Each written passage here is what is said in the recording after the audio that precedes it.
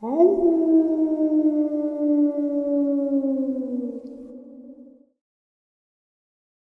right, I had made an announcement that I was probably going to go up to where Tom Messick disappeared Sunday. So you guys would have had that video for today. Unfortunately, it was downpouring and I couldn't.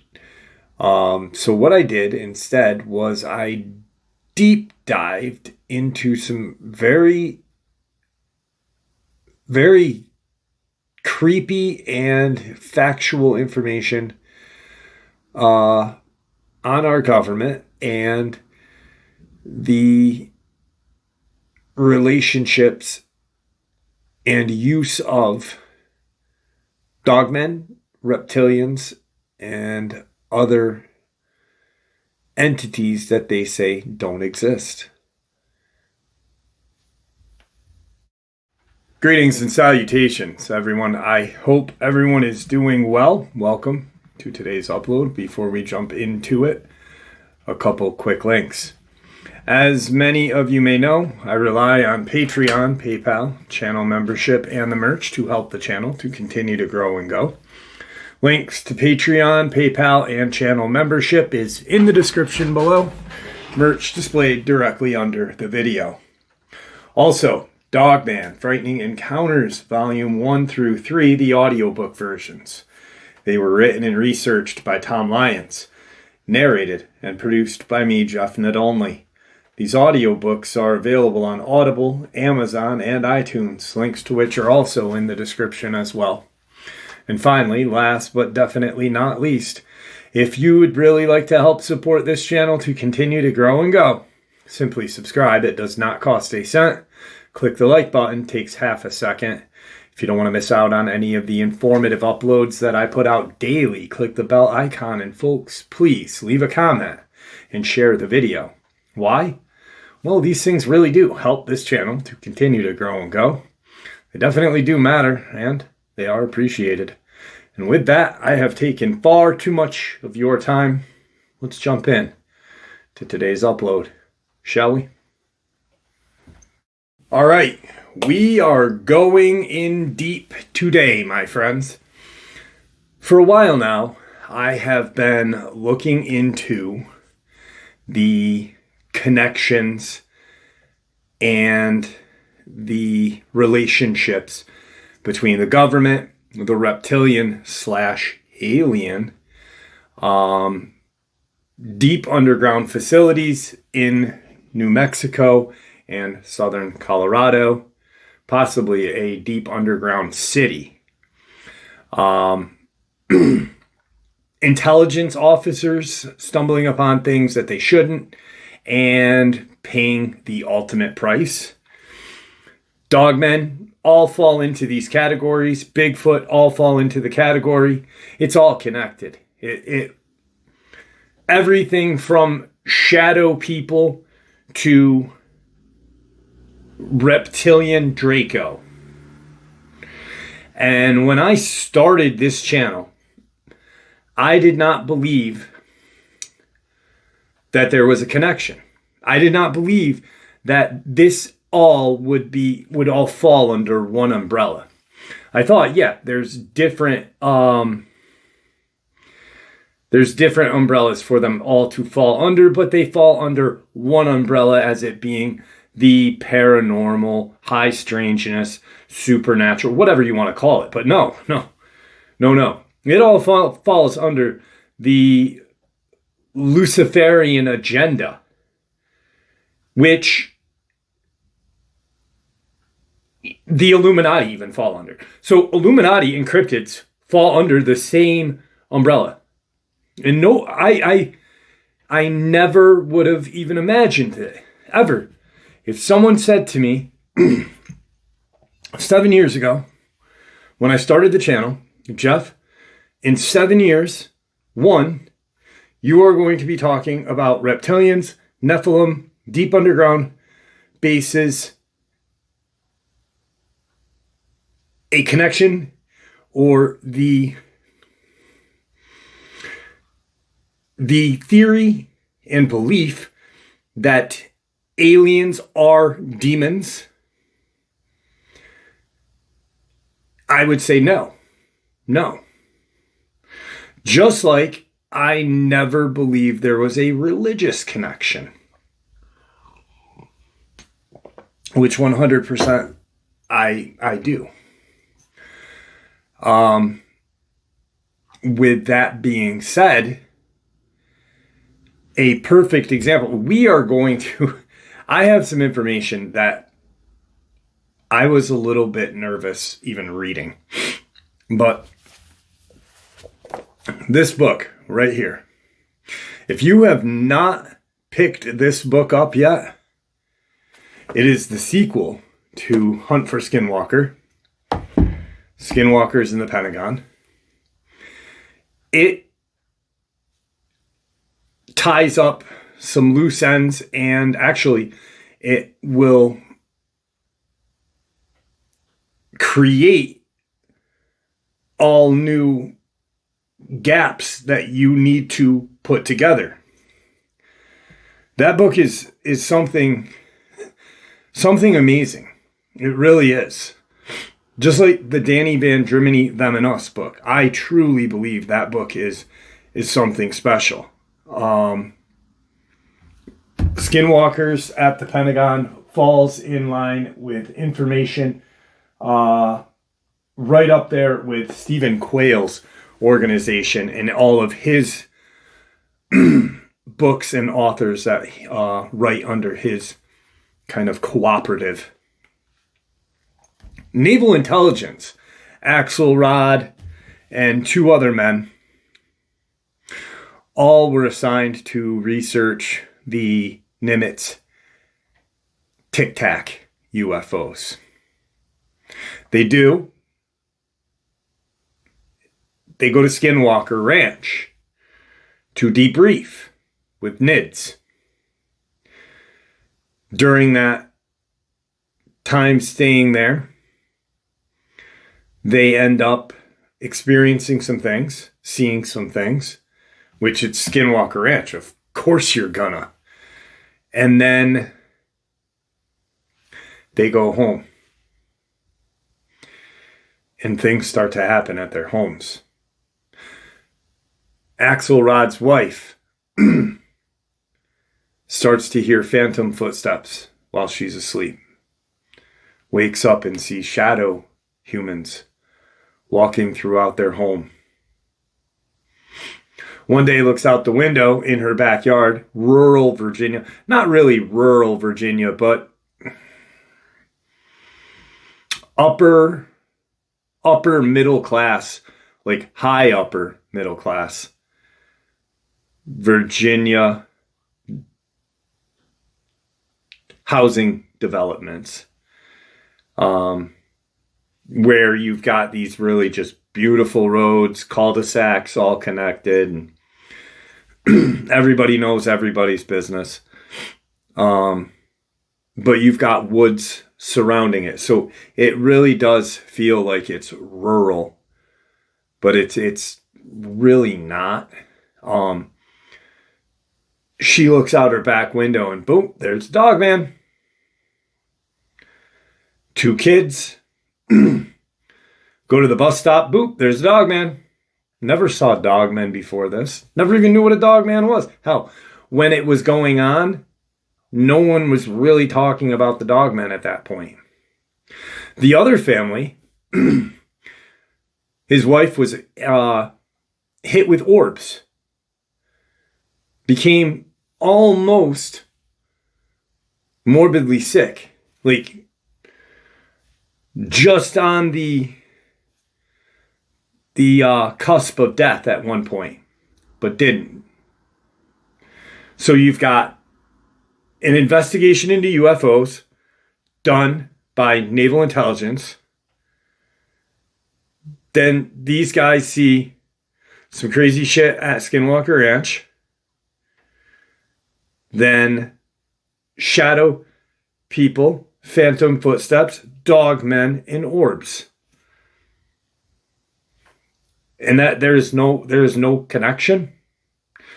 What I'm going to share with you guys shortly here is by another group of naval intelligence, but this is far deeper than this book ever got. And this book is great.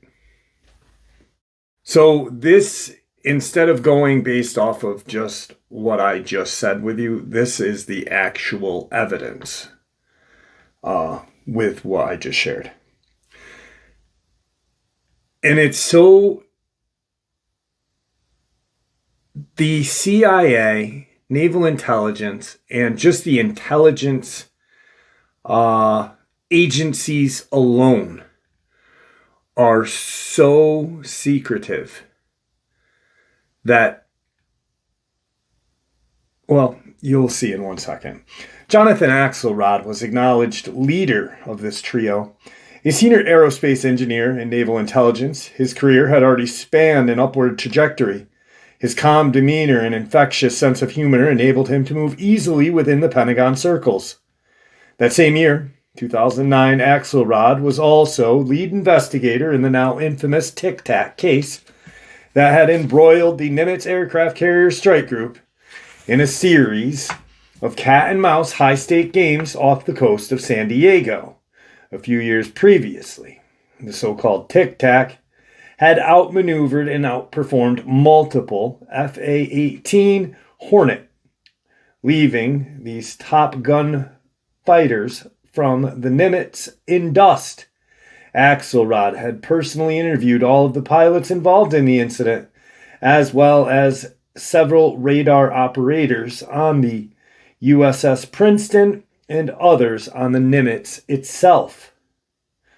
At the time of Axelrod's arrival at Skinwalker Ranch in Utah, he had not yet completed the Sub Rosa Nimitz investigation. He had no inkling that this covert UAP investigation would explode into the front page of the New York Times in December of 2017. Axelrod was well versed in investigating anomalies, utilizing and thoroughly professional approach. His demeanor instantly put skittish military aviators at ease. He reassured them that there would be no negative career consequence for their testimony. Axelrod was and is the consummate military professional, but on that serene evening of Skinwalker Ranch, he had no idea what he was about to run into.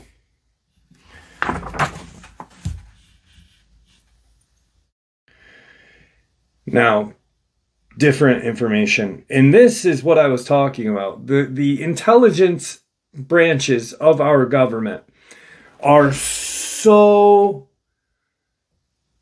untrusting of each other and even of themselves. Like, they will, well, I mean, if you are familiar with John Kiriakou, former CIA case manager, imprisoned by the CIA for doing nothing, for actually being a whistleblower. But he was targeted. And if you ever heard his story, and I think that is something that people need to understand. Like, we know what, people know or think they know what the CIA really is. We don't. We really don't. We've heard and may have read, but it's not until you hear, and I'm not talking about a fellow like Mike Baker. John Kiriakou has been on numerous interviews. He's an amazing guy. Very intelligent, well-read, well-spoken. Probably said more in 5 minutes on an interview than Mike Baker said in 5 years. Another CIA man. But was jailed. They jail their own freaking... It's like, an insect when they hunt their own kind. This intelligence agencies are... So this right here is how untrusting they are of themselves and everything else. In July of 2009, during the late evening hours, a group of military personnel from AAWSAP, which is Advanced Aerospace Weapons System Application Program, led by a man operating under the pseudonym of Jonathan Axelrod, believed to be Jay Stratton, along with Marines Jim Costigan and David Wilson, assumed pseudonyms, ventured onto Skinwalker Ranch to investigate the unexplained phenomena. Armed with cutting-edge technology and unwavering resolve, they ventured into the heart of the darkness at the behest of Bigelow. Little do they know that their journey into the paranormal would unleash forces beyond their wildest nightmares, forces that will follow them home, haunting their every step, with a chilling reminder of the dangers that lurk within these desert shadows. Perhaps to read another dramatic close encounter with an unknown at Skinwalker Ranch, where the line between reality and nightmares blur, and the consequences of melding with the paranormal can follow you home.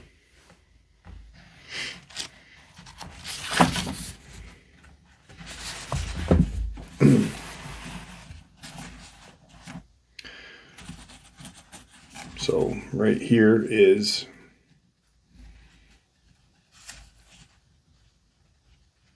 I'll share a little bit of what happened while they were there at Skinwalker Ranch.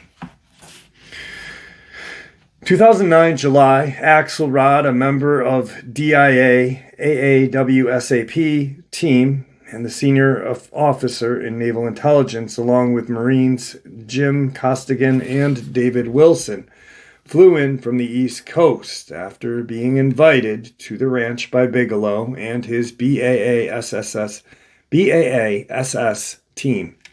Darkness was falling as they headed to the west side of the property to investigate. Costigan and his Generation 3 ITT night vision scope, ready to scan the area approximately a half mile into the hike, temperatures dropped rapidly from 75 to 55. The air was still, and standing there gave them a deep chill. Axelrod motioned for them to stop, and then they walked backward a few yards. The temperature was now 75. He motioned to them to move forward, and once again, they encountered a wall of coldness. They tried this maneuver twice, yet the results remained the same. The mysterious cold wall was still there. Unable to determine the cause of this temperature fluctuation, the men continued to walk and scan the surrounding area.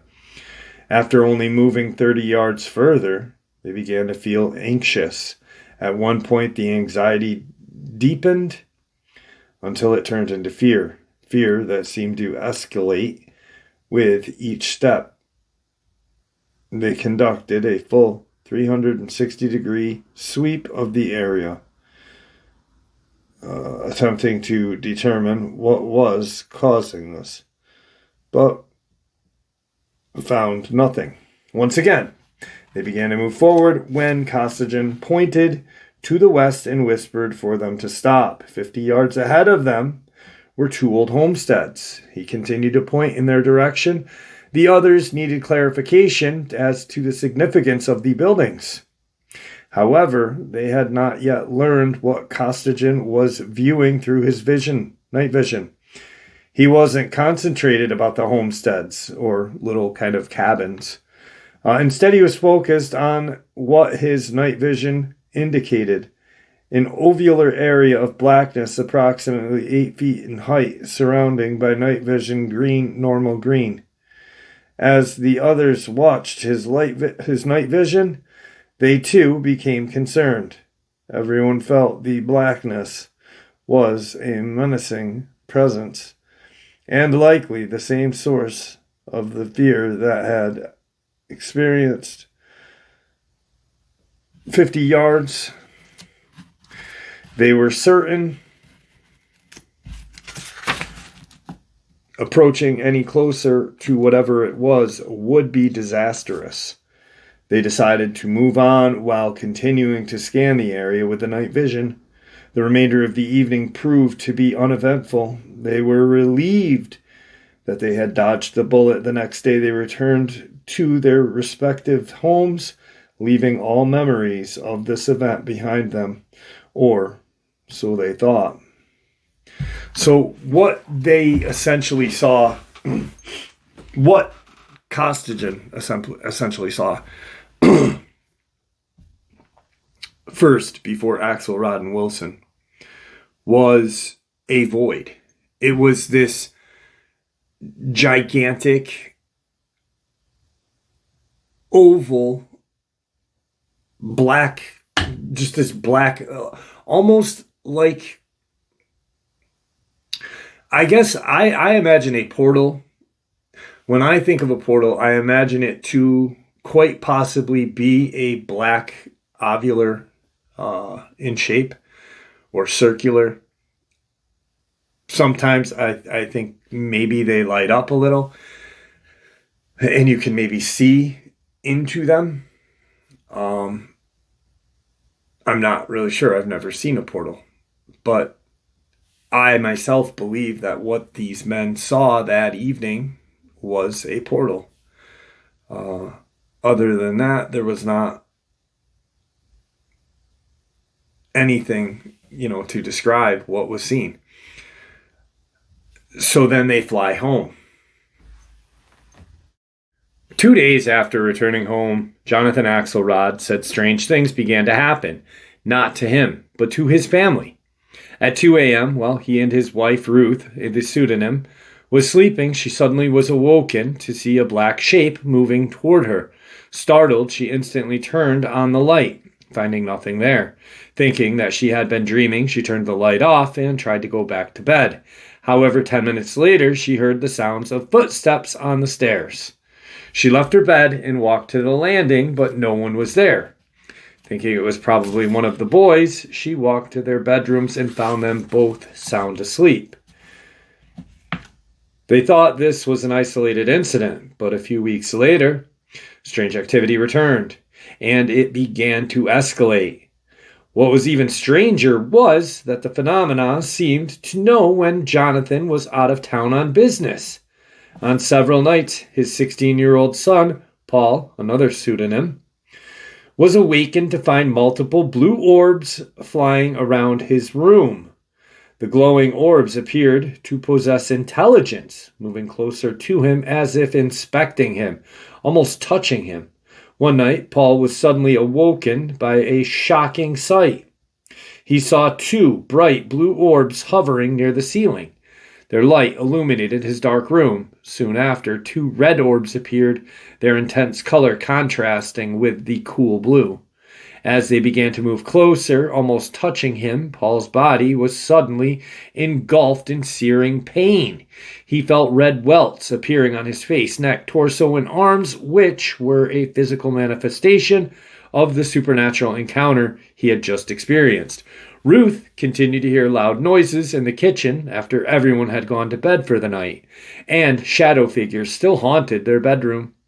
Jonathan suspected this was somehow related to his visit to Skinwalker Ranch. Something had followed him home, possibly a hitchhiker. Something did follow them home. But it was, my belief was the agency wanted him to just shut it, forget about anything, and deal with this, to make him crazy. Jonathan Axelrod's visit to Skinwalker Ranch was followed by unexplainable occurrences at his home. Axelrod's intrusion into the ranch may have caused a reciprocal visitation, opening a portal or gateway into his home and allowing interdimensional forces to cross over. Others wonder if this phenomena is akin to a paranormal virus, causing unwitting carriers to bring entities from the ranch back home and creating a symbiotic relationship between human host and entities, Could there be a paranormal contagion aspect, an exotic virus that causes strange occurrences once someone visits and infects family members like a paranormal contagion? These questions challenge the family and to confront the possibility that they have become entwined, with the unknown forces of the ranch, forever altering their perception of reality and inviting an unwelcome guest into their home. Furthermore, there may be an aspect of quantum entanglement at play, where the experiences at Skinwalker Ranch had caused the family's quantum states to become entangled with those of the entities, resulting in bizarre and unexplainable connection that transcends traditional notions of space and time. One night, when Jonathan Axelrod was once more out of town, Ruth had a frightful experience. As she was turning off the lights in the kitchen at midnight, as she was about to go upstairs to bed, her eyes caught movement in the backyard. Curious, she walked over to the window to get a better look. Near the trees in the perimeter of the yard, she noticed a huge wolf-like creature standing on its hind legs and leaning against a tree. She was mesmerized by these terrifying sights. The creature had long black hair. Its yellowish glowing eyes were holding her captive in its hypnotic gaze. She watched as it took a final look at her and then walked away on its hind legs, disappearing into the trees. Had she witnessed a hallucination? In the moment of panic, she picked up the phone and placed it back down. What could she have possibly say to her husband? That she had just seen a dogman in her backyard? She was feeling confused and didn't want to bother Jonathan with it. Thinking she was just overtired, she pushed the thought out of her mind and headed upstairs for bed. 3 days later, 10:30 a.m., the boys, Paul and Michael, both pseudonyms, were in the living room. Paul went to the kitchen and saw movement in the backyard. Much to his surprise, a huge wolf-like creature standing on its hind legs, leaning against that same tree, appeared to be staring at him. Paul called to his brother, who quickly ran into the kitchen, sensing the urgency. As Paul pointed out the window, Michael too saw the 7-foot-tall creature. Both boys experienced fear like they had never felt before. Suddenly the beast began to run, not on all fours, but on two toward the tree line. Its long strides seemed impossible for a canine to do that. Shortly afterward, Ruth returned home from shopping, and the boys hurried to tell her about what had happened. Chills ran down her spine as they described in great detail the creature identical to what she had seen only days prior. She now realized that it had not been her imagination, and it sickened her to think that her boys had been left home alone to witness this. When Jonathan returned from his trip the next evening, the boys rushed to share the details of the day with him. They had done a little research and thought the creature looked awfully like a creature discussed called the Dogman, a being from paranormal lore described as having the body of a wolf and stance of a human, known with its glowing eyes and elusive nature, reportedly seen in all the forests around the world. This creature is steeped in ancient lore and modern tales, rarely showing aggression unless provoked. When Ruth revealed that she had seen the same creature and how menacing it looked to her, the very thought was disturbing to Jonathan. The next day they went into the backyard to search for any evidence of this creature having been there. Numerous trees had fresh, deep marks on the bark as if they had been scratched or used to sharpen their teeth. Used to sharpen their claws and drawn vertical lines down the tree. teeth. And then it goes on to talk about how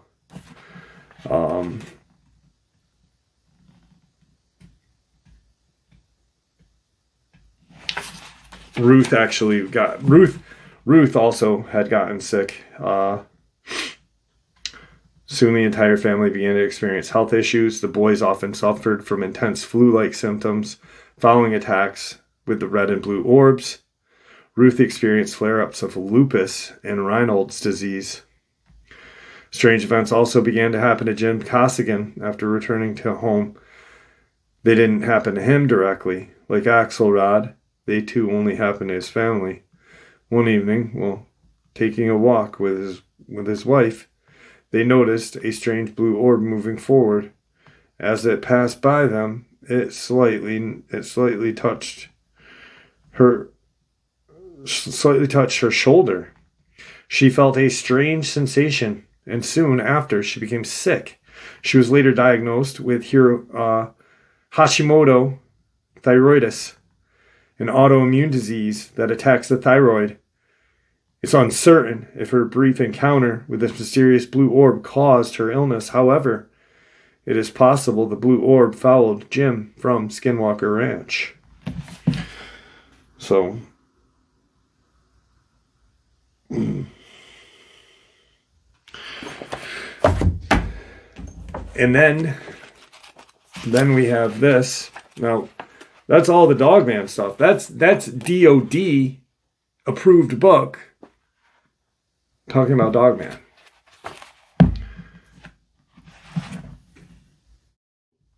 This is some more government intelligence information, proof that these creatures actually exist. Our government knows about it.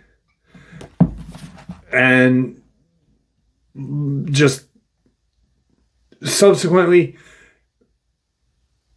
will not admit to the existence of these creatures outright, but by books like these and other information released, like FBI reports on Bigfoot, pretty much saying, yeah, these things are out there. So,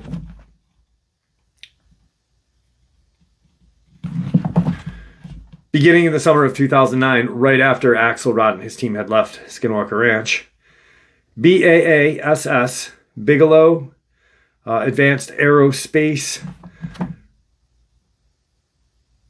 Bigelow Aerospace Advanced Space Studies, so BAASS team, comprised 6 investigators, 3 scientists, 2 technicians, alternated 1 to 2 week missions to interview area residents as well as deploy sensor instrumentation at Skinwalker Ranch. By March of 2010, approximately 30 residents who had reported firsthand encounters were interviewed in their homes. This group comprised of these people, and they all lived within a 1 to 2 mile radius of Skinwalker Ranch. Now, mind you, I had a subscriber reach out back in the day before Bigelow even owned Skinwalker Ranch, snuck on there, had been chased off of Skinwalker Ranch, witnessed a portal open and some sort of Nephilim-like creature start to emerge, while he and his brother, I believe it was his brother, just ran for their lives to where their vehicle was parked. 1 to 2 mile radius. They included 4 local police officers, 11 Ute tribes people, including a shaman, 12 ranchers, 6 business owners, and the director of the local Fish and Wildlife Office. Half were members of the Church of Jesus Christ of Latter-day Saints. 11 of the individuals recounted first-hand encounters with a dog or wolf-like creature that could run at the speed on two legs, sometimes in conjunction with orb-like activity. Its estimated height, 6 to 7 feet. Many of these reported observations took place during daytime. Some of the sightings were very recent, only a month or two old, while others had taken place a few years back. All observations had occurred within a 5-mile radius of Skinwalker Ranch. From the details provided in the interviews about these bipedal creatures, BAASS constructed a map showing a migration route of these creatures. Whether these extraordinary frequent bipedal dog-like creatures overlap with Skinwalker lore is not known. Frequent sightings of small blue, white, yellow, and red orbs that are usually flying low to the ground was a persistent feature with these reports. The interview transcripts were carefully examined by independent analysis to identify confabulation from both witness and investigator. The only case that were interviewed by multiple investigators and cross-referenced multiple witnesses were reported out to DIA because of the safeguards. Later claims by a couple of retired ranch security guards that they had reports in order to earn the approval of superiors, but refuted and dismissed.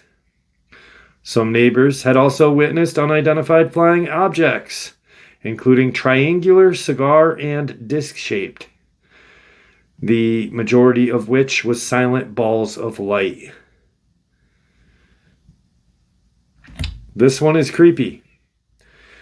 Investigators photographed some anomalous tracks, including 2 sets of barefoot human tracks merging into one, and the second set of barefoot tracks in the snow that approached a 5-foot tall barbed wire fence and continued in the snow after the fence with no evidence of broken stride and no evidence of either climbing the barbed wire fence or jumping over.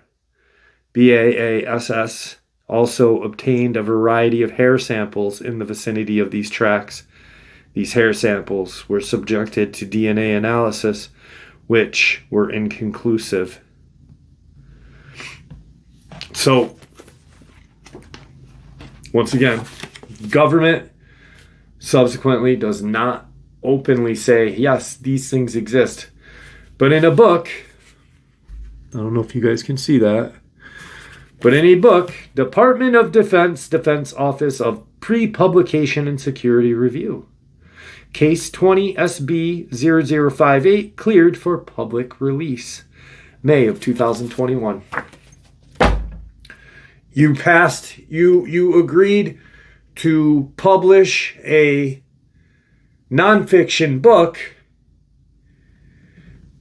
talking about creatures that the government tells us doesn't exist.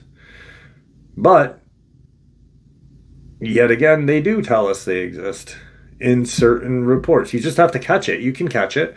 Look up the Dennis Martin FBI file. Or just look up Freedom of Information Act, FBI, Bigfoot case. But pops right up.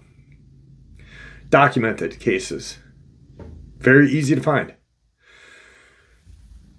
This next bit of information is United States Naval Intelligence Whistleblower info.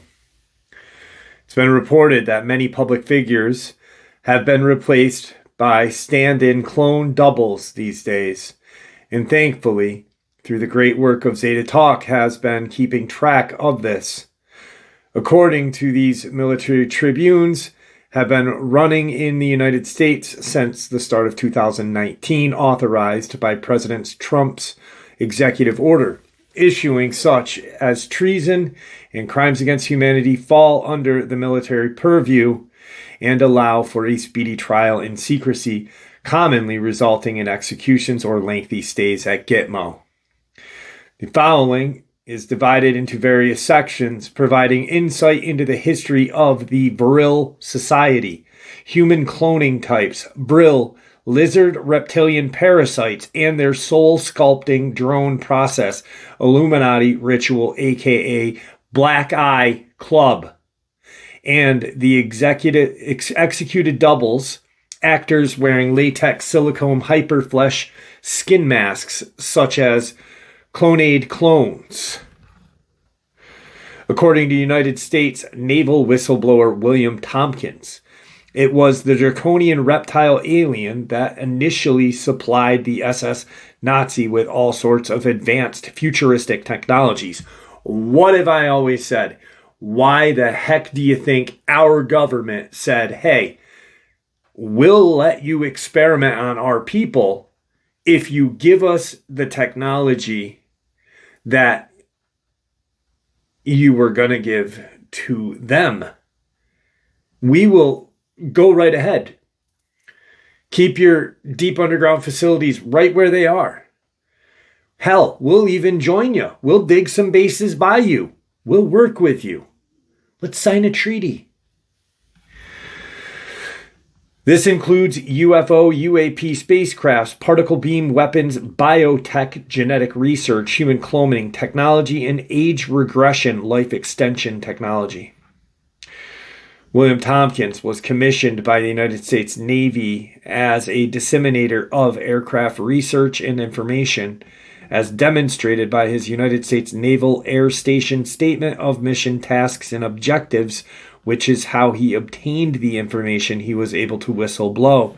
This is such that statement. This is his exact words.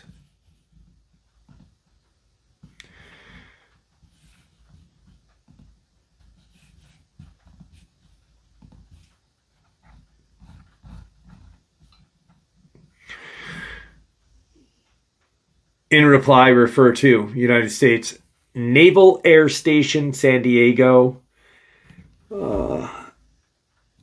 35, California. 26th September 1945. Statement of Mission, Tasks, and Objectives. Disseminator of Aircraft Research and Information, Shop 160. Planning Division, William M. Tompkins, USN NR. I'm not going to share that number. Mission, under the direction of the production superintendent, in addition to reporting directly to the production superintendent, the disseminator of aircraft research and information shall also report to the planning division. Is that P? No, that's an F. Oh, that's a P. Excuse me. Planning division. I apologize. It's so old. It's from 1945. The F or the P looks like an F. Planning division superintendent and chief engineer to coordinate, compile, and maintain continuous survey of research and information relative to special equipment necessary in the repair and overhaul, experimental tests, developmental work of aircraft engines, and accessories. On April 4th, 2016, Dr. Michael E. Sala released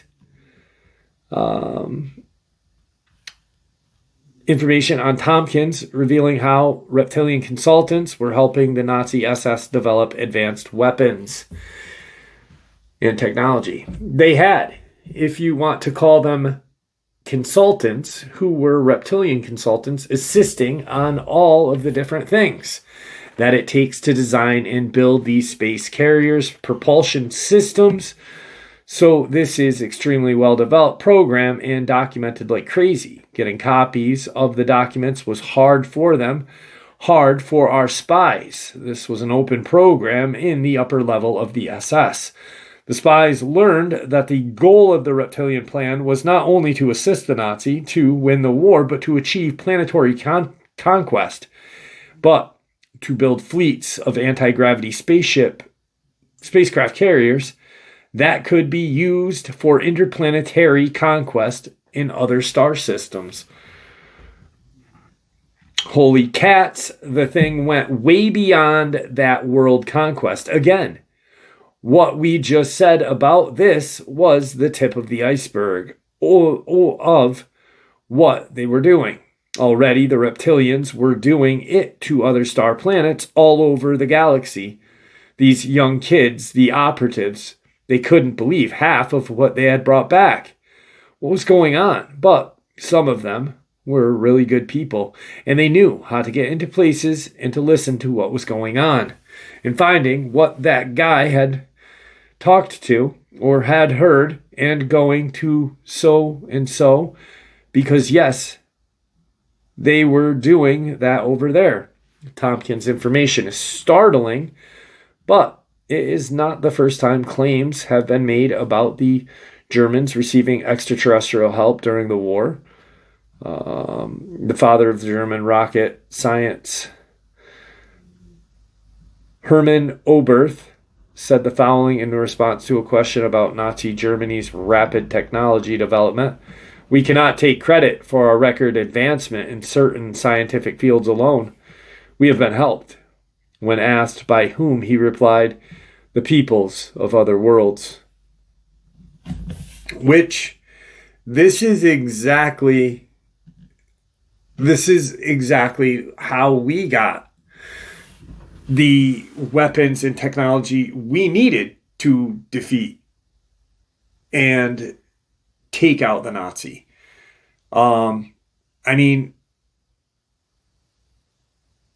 If you think about World War II, the Germans were just rolling over everything at one point. And then that treaty got signed. And then America was the dominating force and has been since. And you notice that people still go missing all the time. Alaska is like a hotbed for missing people. And I think it's interesting that, if this is true and there is any kind of truth to this TikTok, I think it's kind of funny that when they talk about the missing kids in Virginia, that it's ice cream men. Maybe it's people in an ice cream truck, but they are definitely not human. They are more like alien. In a 1998 interview with Linda Moulton Howe, a former CIA agent who, from 1957 to 1960, was given access to highly classified files, said that documents revealed that the Nazis indeed had been helped by extraterrestrial race in their advanced aeronautical weapon projects. When Vril was building the first craft, the Vril had one or two of these aliens that worked with them in Germany, where they fired rockets from Peenemünde. The documents read in Washington said there where the first Vril vehicle was made, they, the aliens, were helpers to the Germans.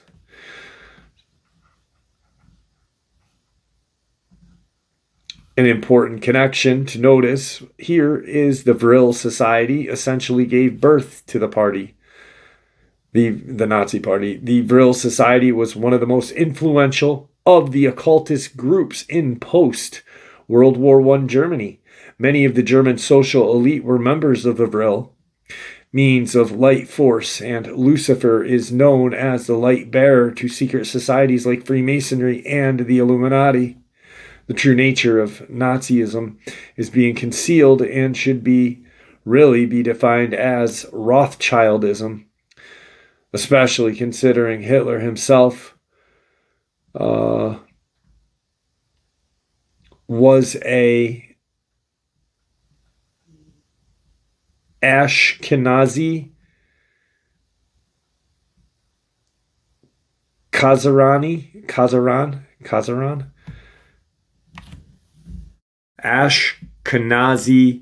Khazarian. Rothschild pushing blatant eugenics and Nazi world order. The following provides insight Now we come to the understanding that Hitler was both an Ashkenazi Khazarian, Rothschild Illuminati bloodline descendant, member of the Vril Society. The Illuminati bloodlines are believed to be Luciferian, reptilian, humanoid, hybrid race that is controlling our world via secret societies, infiltrating all levels of society. The Vril Society, also Luciferian, practiced sacrifice, and as you may well know, the Vril lizard reptilian require stem cell rich blood, adrenochrome,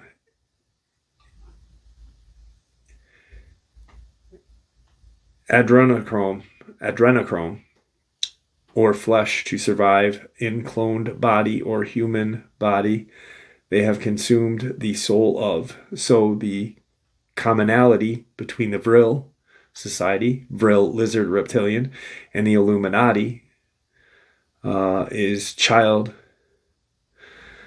to feed the Draco reptilian overlord.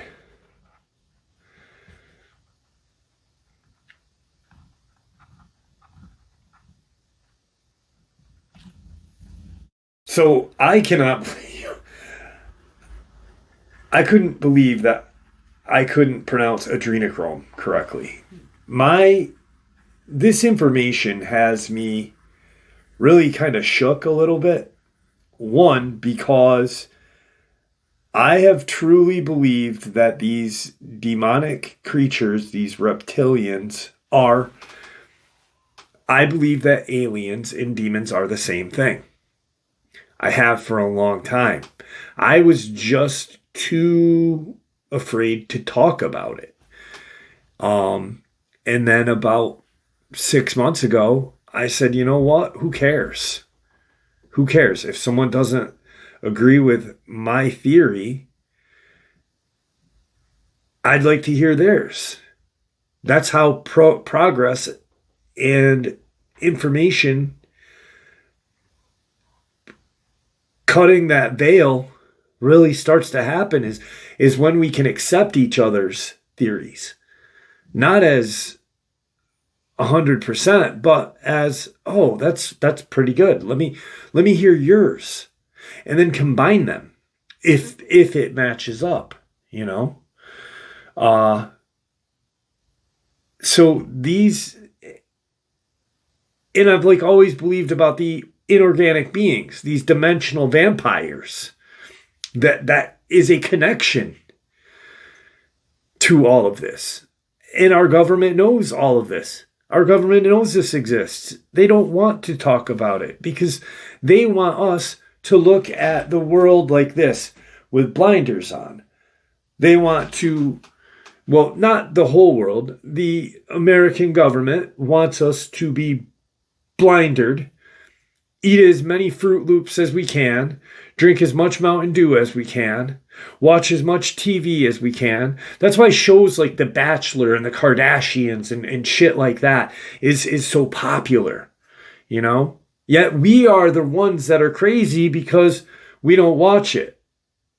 We'd rather learn and really grasp what's going on than have our blinders on and be like, oh, that Kim is so funny. Oh, you know, come on now. Do we really need to watch a 60-year-old man flirt with 45-year-old women? You know, that's gross. I don't want to know about that. I'd much rather learn about this. But that's what the government wants us to do. They want us to be blinded. They don't want us to know that these creatures exist. They don't want us to know how corrupt and evil our government is. So they just keep putting plastics in our food, putting fluoride in our water, doing some obscene stuff to our bodies, to our children's body, just to keep us blinded. The last thing I want to kind of touch on is the interdimensional. I believe these reptilians, demons,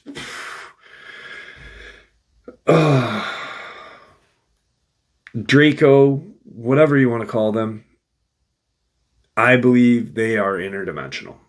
And I believe they feed on our physical body and our energy, or I believe it's pronounced loosh. And there are actual, like the scientist who I shared, he disappeared, and I shared some of his photos that he had taken of these interdimensional demonic looking creatures feeding on our energy, right? A fundamental understanding that we are an energy source for some form of interdimensional parasite is becoming more and more predominant. After all, it fits not only ancient and even current religious and spiritual teachings, but every form of social and psychological framework as well. We're being used. But by whom, ultimately, and why? It's clearly a contrary current at play working against the instinctive, creative, and loving force most of us have tapped into and endeavored to manifest in our lives. We have not just opposition, but apparently a seemingly coordinated or similarly inspired enemy of mankind continually acting contrary to our best interests.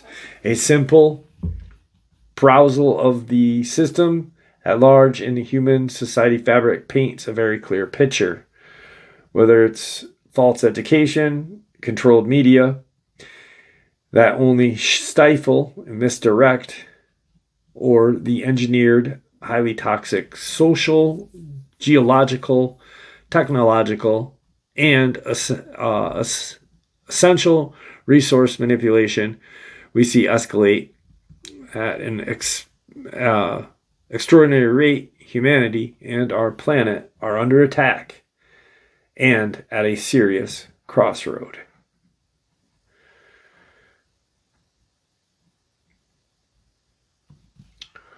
Now, Robert Monroe of the Monroe Institute, I believe he coined the phrase loosh energy, which is, well, I'll share this right now with you.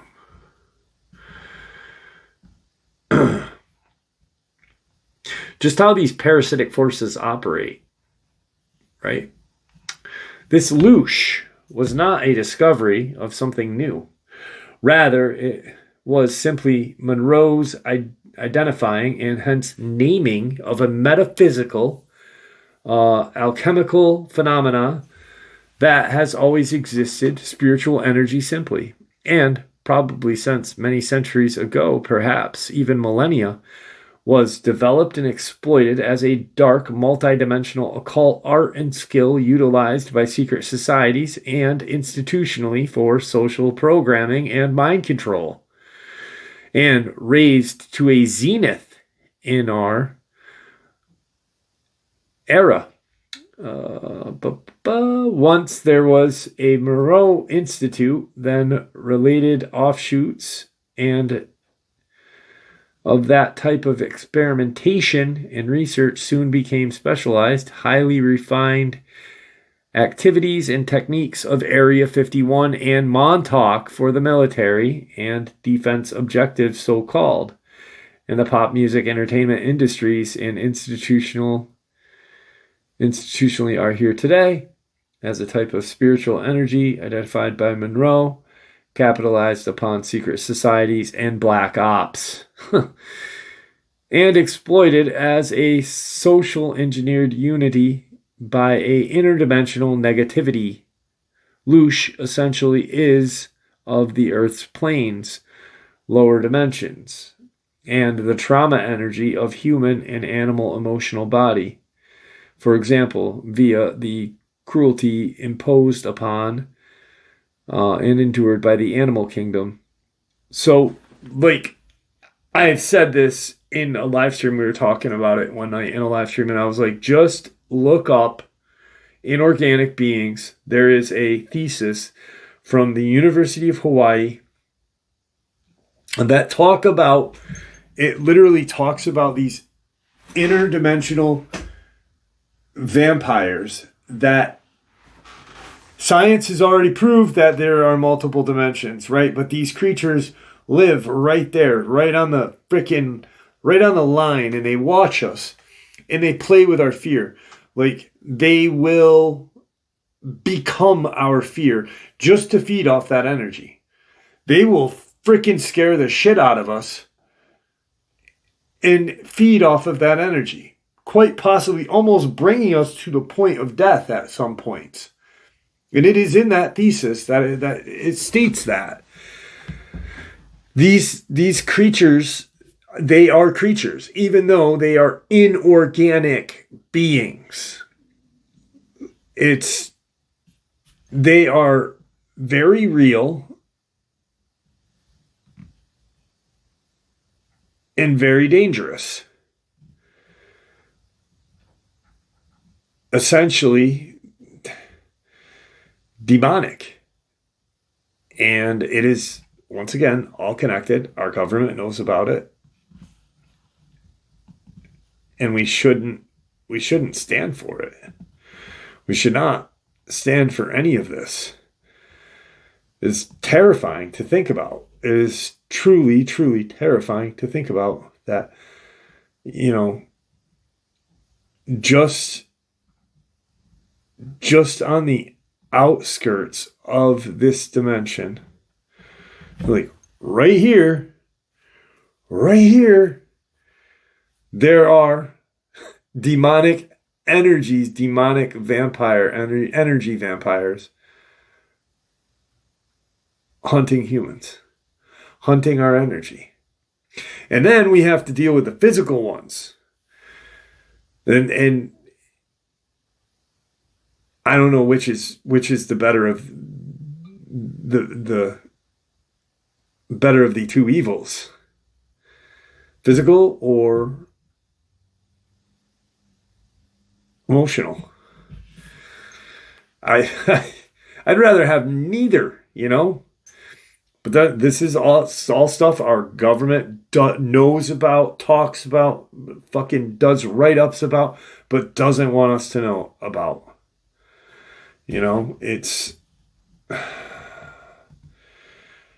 It is terrifying. It is just not a good thing. And I really do wish if our government shared this information with us, we probably could be so much better off. But it's been going on for so long. So long. Crawley with Lam, Lam, his demon that he summoned during a sex magic practice. It looked just like an alien gray. Is there a connection there? I mean, is that you don't have to be a rocket scientist to see there is this crazy heroin-addled madman that is friends with Parsons, Hubbard, and is practicing in these crazy rituals, these sex magic rituals, and summoning a demon that looks like an alien gray. And then to think about Hubbard, Scientology, holy smokes, Parsons, the Moonchild experiments. I mean, it just... Yet there's no connection. Why in the heck did Axelrod and his gang of two, after checking out the Nimitz Tic Tac, instead of debriefing in Washington, why did they debrief at Skinwalker Ranch? Is that not a question nobody's asking? And then what happens is the government, hey, you need to probably just, because they knew, the government was like, oh shit, we might have messed up on this one. Just like the gentleman from Texas who he and his daughter were out in the backyard, spot a UFO, chase it down in their car. The next thing you know, the guy looks out his freaking kitchen window and there's a Dogman standing in his front freaking yard. A MUFON. Now, I'm not doing that because I don't believe that I am doing this because he was not working with MUFON, but a government official acting and coming off as a MUFON representative goes into the guy's house and wants the copy of the UFO. And he's like, I already sent you a copy. You're not taking my original? We'll give it back to you. No. Well, he leaves. Dogman spotted in dude's front yard. Months later, MUFON representative, the real representative, shows up. And he's like, hey, we already talked to you guys. Why are you here again? You didn't talk to us. Well, this is who we talked to. You know, some guy named Thaddeus Bush claimed to work for MUFON, came and tried to, he threatened us. 2, he tried to take my tape. And he's like, we don't have a Thaddeus Bush that works here. We don't know what you're talking about. And then he realizes, oh shit, the government was at my house. They were infiltrating. They wanted that video for some reason. Oh wait, because I caught proof that these things really exist. But then they use something that they tell us don't exist to threaten him with. Does that make sense? None of this makes sense. But it's just, and the deeper you go, the crazier we seem. I don't know. Anyway, thank you for supporting the channel, guys. It is your support that helps this channel to continue to grow and go. And it gives us a place to share our experiences and our theories judgment-free. We are all simply treated with the respect that we deserve here. We're just, if we can't respect each other and each other's theories and experiences and this and that, then there shouldn't be any kind of, it's not, we have come, this community, the community of cryptozoology has grown so much just in the last 5 years. Just in the last 5 years. I remember there was a time that if you were part of an organization, or if you weren't part of that organization that researched cryptids and you disagreed with their theory, but it wasn't considered a theory at that point because the person who directed that organization, either Dogman or Bigfoot, was an expert, a self-proclaimed expert. And if you didn't agree with that theory, you were shunned. Yet the dude was just a dude. He's not even a dude. He was a jackass. Why? Because he wouldn't respect other people's theories.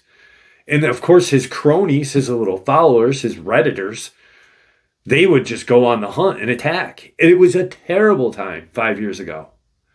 But we've grown so much. And people's theories are widely accepted now. I get people sending me emails, and I might not agree with what they're saying or what their theory is, but I respect that. I thank you. And then I look at it some more and I'm like, oh, now I see where they're coming up with that. Now I see where,